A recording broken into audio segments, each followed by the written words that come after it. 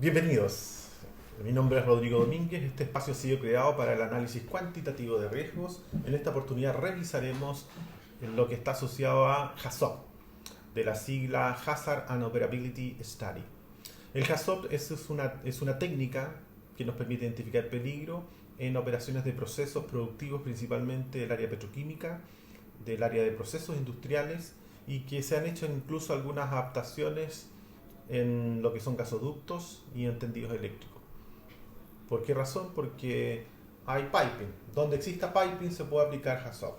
O sea, no se consigue, por ejemplo, aplicar HAZOP en un banco, salvo que el banco tenga una caldera y la caldera, claro, pues, obviamente se puede aplicar. Pero todo lo que son procesos de servicio, el HAZOP no está diseñado para procesos de servicio. Bien, comencemos entonces. El HAZOP entonces, el título HAZOP es un estudio, Hazard and Operability Study, es un estudio, una técnica estructurada, sistemática de análisis de riesgos. Me quedo en sistemática porque es bastante estructurada, tiene 25 pasos que hay que seguirlos a rajatabla y por eso constituye un análisis bastante extenso, no es sencillo, no se tarda 2 días, 3 días y requiere de un equipo especializado en técnicas de HAZOP y que permite identificar peligros potenciales y problemas incluso operacionales en procesos químicos, generalmente documentados a través de diagramas de procesos e instrumentos conocidos como los P&I.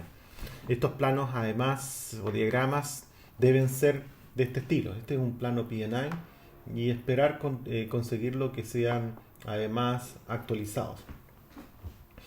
En estos planos P&I uno puede encontrar todo lo que son los elementos de control. Si hablamos de sistemas de control, sistemas de lazo de control cerrado, sistemas de lazo de control abierto. Un lazo de control abierto es aquel que no actúa en forma automática. El lazo de control cerrado sí hace una actuación en forma automática. Bueno, para aplicar un HAZOP es necesario primero constituir un equipo HAZOP. Los equipos HAZOP generalmente se espera que no sean más de 6 personas y ahí aparecen algunos sugeridos: ingenieros, operadores de planta de diferentes áreas implicadas en el estudio, analistas de riesgo, y que podrían actuar en términos de el director de HAZOP y un secretario. El director, su función principal es conducir la aplicación de la metodología, el secretario documentar por escrito todo el proceso con los resultados de aplicación.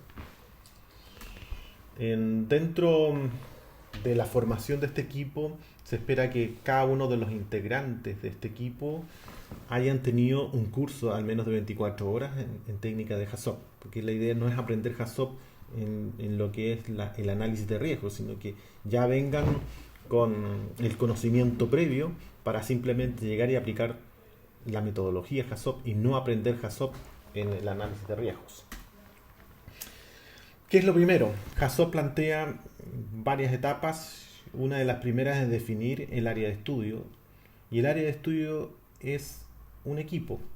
El equipo en este caso puede ser este equipo industrial, y cada una de estas líneas corresponden justamente al piping al que me refería anteriormente. Entonces, paso número 1, defino el área de estudio. Generalmente son equipos críticos, no apuntas a aquellos equipos que no sean críticos.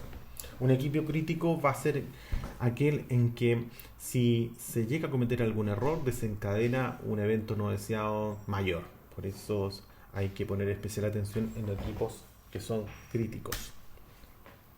Luego hay que definir los nodos o nudos, y esos nudos o nodos son las líneas. Esta es la línea de proceso y esta línea de proceso la defino y en ella comienzo a verificar cuáles vendrían siendo las posibles desviaciones que pueden generar un evento no deseado. HAZOP da un elemento diferenciador de las otras metodologías porque trabaja con el concepto de desviación. Y HAZOP define desviación como el conjunto de palabras guía combinada con el parámetro y nos da la desviación. Por ejemplo, una desviación va a ser más caudal, otra desviación menos nivel, menos caudal, entre otras. Para definir la desviación, cual sea, lo importante antes de esta etapa, que HAZOP no la pone en forma explícita, pero parte de la experiencia uno ya la sugiere, es definir primero la intención de la línea o del nodo. Por ejemplo, en el caso anterior, podríamos suponer que es alimentar de combustible en ese recipiente. ¿Cuál vendría siendo entonces la desviación? La desviación, insisto, se hace en función de la intención. Entonces, si estoy inyectando combustible, hay que ver cuál de estos parámetros se asocia a la inyección de combustible. Caudal o flujo tiene mucha relación con la inyección de combustible. Inyectamos caudal. Nivel no tanto, temperatura tampoco. En ninguna parte de la definición de la intención se habló sobre inyectar a 150 grados, tampoco se habló sobre a qué nivel de presión, tampoco de composición. Por lo tanto, va a depender mucho de cómo uno defina la intención, de la forma en que se tiene que establecer la desviación. Por lo tanto, es clave definir primero la intención para luego, en forma natural, decidir cuál va a ser la desviación más asociada o más que tenga mayor pertinencia. Ejemplos de desviación entonces va a ser más temperatura, caudal inverso, otra composición, fallo de nitrógeno, por ejemplo. En cada uno de los nodos se plantea de forma sistemática todas las desviaciones y que implican la aplicación de cada palabra guía a un determinado parámetro. Por ejemplo, podríamos pensar en el caso anterior y vamos a ir chequeando más flujo o más caudal, menos flujo o más caudal, no flujo o no caudal, caudal inverso, se retorna, otro caudal, fallo de caudal, podrían ser las alternativas. Ahora, no siempre es factible hacer el recorrido por todas las palabras guías y con todos los parámetros. Hay algunas que no tienen sentido, por ejemplo, no temperatura. Siempre va a haber algo de temperatura, o sea, que tengamos una temperatura negativa o 0 grados Celsius, eso no se atribuye a que no exista temperatura. Lo mismo ocurre con no presión. Si el sistema está vacío, eso tampoco implica que no hay presión. Sí hay presión, es vacío. Por lo tanto, solamente se hace con aquellas palabras guías y parámetros que tengan sentido. Este es el diagrama.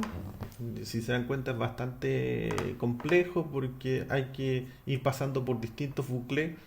En la medida que comienza, selecciono el equipo, luego avanzo, selecciono la palabra guía y comienzo a seleccionar cada uno de los parámetros, palabra guía, la paso por presión, temperatura, flujo. Nótese que la hago con aquellas palabras, guías y parámetros que tengan sentido. Si el parámetro no está definido en la intención, entonces se descarta. Luego, por cada parámetro y asociado a palabra guía, se identifican las causas, cuáles son las consecuencias, qué controles existen para enfrentar esa desviación, si es que existen, y qué recomendaciones se hacen. Las recomendaciones se hacen principalmente basadas en los controles. Las recomendaciones van por recomendaciones de estilo de instrumentos, por ejemplo, agregar alarmas redundantes. Ese es parte de uno de los controles más habituales que uno espera hacer. Luego se consideran más parámetros y así se va dando la vuelta completa. Esto aborda del orden de 25 pasos. Esos 25 pasos son los que se hacen para finalmente cerrar el proceso. Este estudio se realiza con un equipo porque la intención es que no se trata de que una sola persona haga todo esto. Gran parte de las causas, las consecuencias, hay que preguntárselas a los expertos. Por eso es importante tener presente en el equipo a alguien que esté en la planta, un operador de planta, un jefe de planta, un jefe de turno, un instrumentista, un ingeniero de proceso. Bueno, ahí aparecían algunos sugeridos. Aquí aparece un ejemplo, una plantilla. Esta es una plantilla de ejemplo porque en el aula ahí ustedes tienen una plantilla tipo, pero se espera que sea más o menos de este estilo. Ahí aparece, por ejemplo, algo que no es de muy buena práctica. La idea es que nosotros trabajemos directamente con desviación y ahí hablaríamos de caudal nulo o inverso. Y tampoco es una buena práctica porque o es caudal nulo o es inverso, pero no ambas.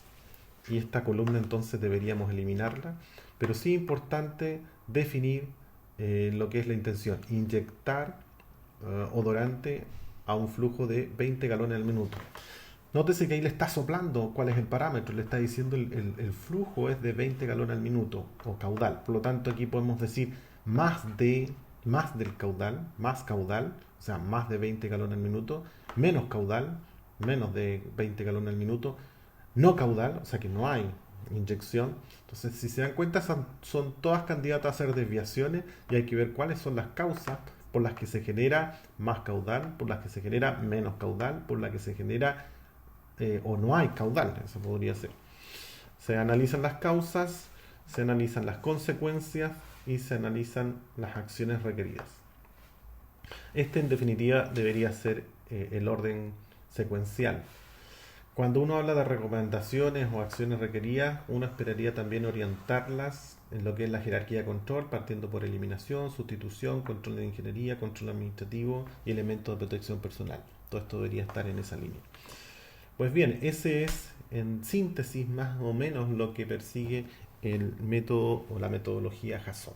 En términos muy generales, lo que se espera entonces es que ustedes sean capaces, primero que todo, de identificar cuál es la intención del nodo, es fundamental, para luego identificar cuáles son las desviaciones. Y luego con las desviaciones identificar cuáles son las causas por las que se produce esa desviación, qué consecuencias hay y finalmente qué acciones requeridas tengo. Las acciones, insisto, van orientadas principalmente a aspectos asociados al control de procesos, sistema de control, alarmas redundantes que nos permitan robustecer lo que ya se tiene. Aquí falta de hecho una columna que tiene que ver con los controles actuales o con los controles disponibles actuales. Entonces está la consecuencia, pero si hay control se pone en esta columna que aquí no aparece y acciones requeridas mejorando lo que se tiene hoy para controlar el proceso.